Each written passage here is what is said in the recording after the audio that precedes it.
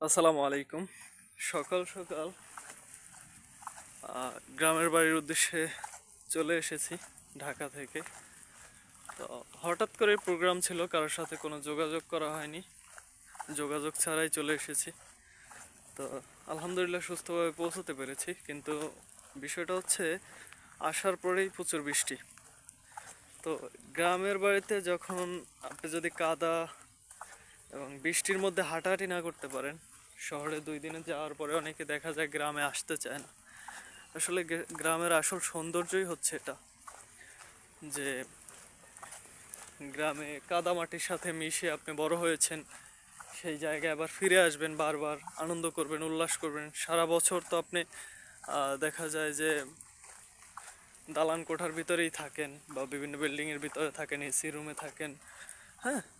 কিন্তু এই যে প্রকৃতির যে স্বাদ, প্রকৃতির যে একটা আমেজ, অন্যরকম একটা তৃপ্তি, সেটা আপনি হয়তো বা কোথাও পাবেন না।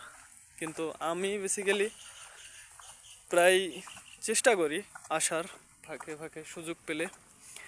এটা হচ্ছে আমাদের এক আঙ্কেলের বাড়ি। এখান থেকে হচ্ছে আমাদের বাড়ির রোড ভিতরে, পাশেই আপনার হচ্ছে আম বাগান।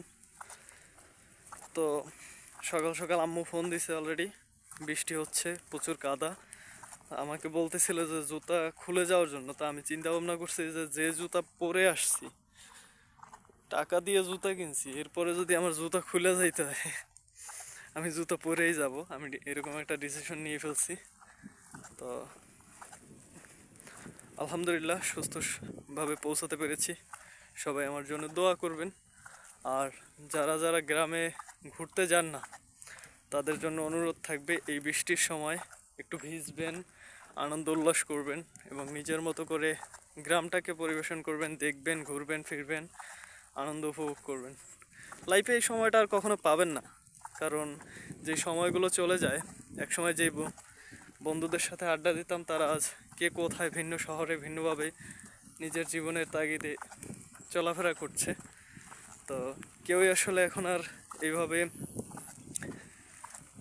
এই বৃষ্টি বিলাস উপভোগ করতে পারছে না। এই যে সুন্দর সকালের একটা বাতাসের শব্দটা শোনা যাচ্ছে কিনা আমি জানি না, তবে খুবই দারুণ।